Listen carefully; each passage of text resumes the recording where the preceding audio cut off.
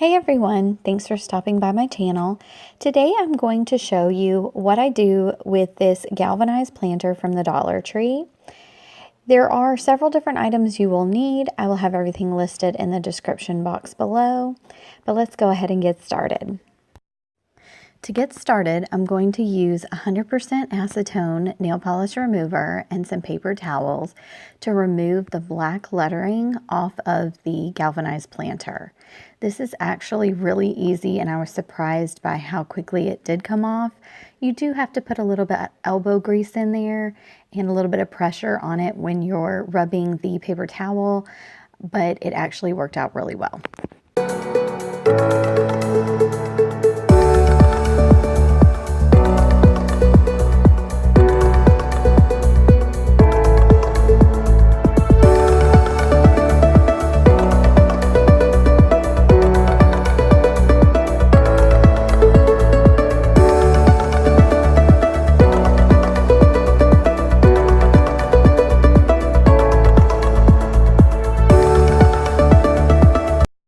For this next step, I'm going to be marking where I'm going to put my blue painter's tape. I measured about 3 inches down from the top, and I'm going to mark that with a Sharpie. This will be where I'm going to put the painter's tape to help when I add the chalkboard paint. And I just mark it all the way around, and then I added the painter's tape. And yes, I'm sure there is probably an easier way to add this tape, but I'm stubborn and this is just what I did. Now you want to just kind of walk the tape all the way around and kind of line it up the best you can with the marks that you made on the planter.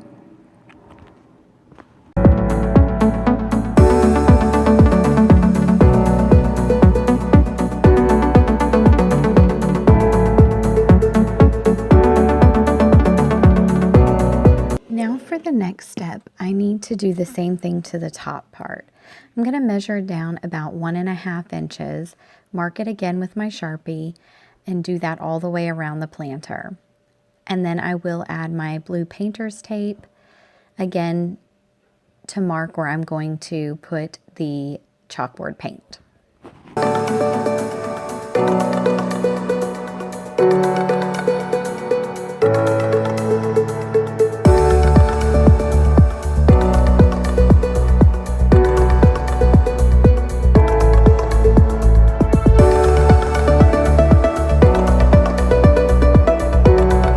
You can see here on the top part, I did have to tear the tape, which I did not have to do on the bottom half, but I just used smaller pieces and tore the tape and just kind of worked it around the top and lined it up again the best I could where my marks were.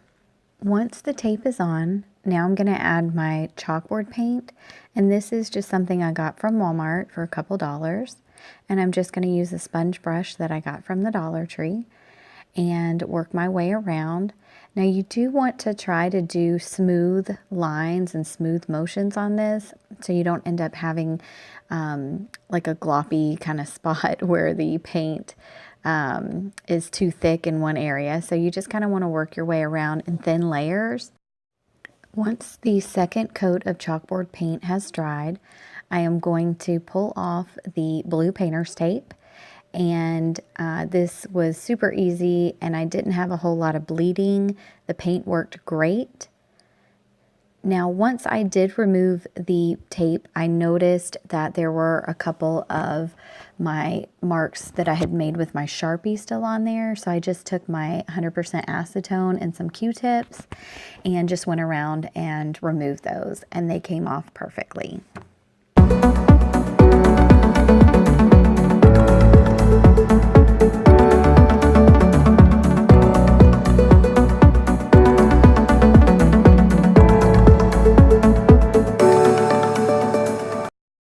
Now I'm going to add the twine to the handles of the planter.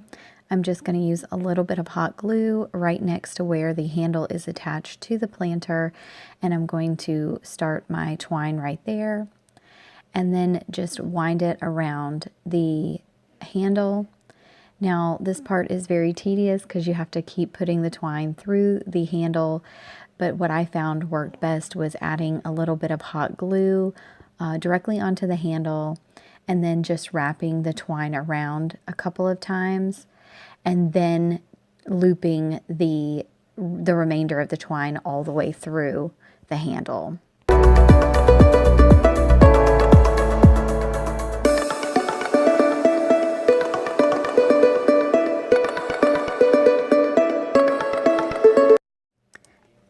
To finish it off, I just cut the twine and glued it again to where the handle meets the planter. Now you can see there's a lot of little fuzzies or fibers coming from the twine. So this is a little trick I learned a while back, where you just take a lighter and kind of light it on fire just to kind of burn those excess fibers off. Please be very, very, very, very careful if you are going to do this step. It does make the twine look a little bit darker where it kind of burned it, but I love the way that this looks. I also decided to add a row of twine at the top of the chalkboard paint and at the bottom as well.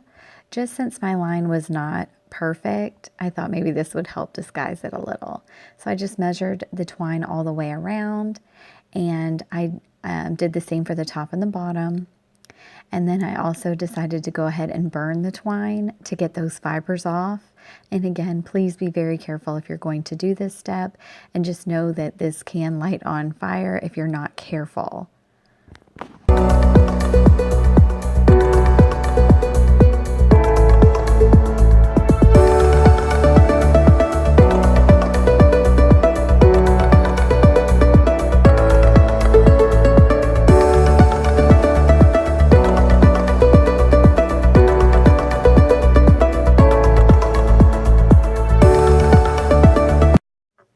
I started by adding a little bit of glue right where the seam was, and just added the twine there. And then I just worked my way around, trying to line it up the best I could at the top line of the chalk paint. And again, adding just the smallest amount of hot glue so it would not be visible.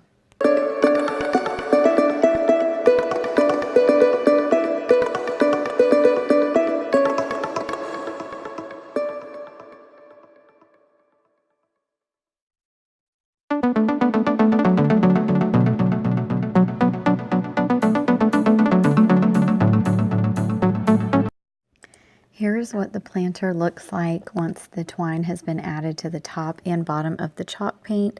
And yes, I know that my lines are not straight, but I'm okay with that. Now I am going to just take a piece of chalk, and I was having a little trouble deciding what I was going to write there, but I ended up just deciding on love, and I may even go back and change it to something like love grows here, just because of the place that I ended up putting it in my entryway. I think it just might be really cute.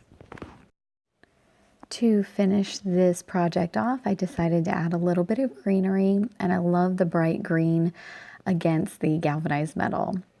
And this is what it looks like in my entryway. I hope you guys enjoyed this video. Make sure to subscribe and hit that like button so I will continue to do more DIY projects for you. Thanks for watching.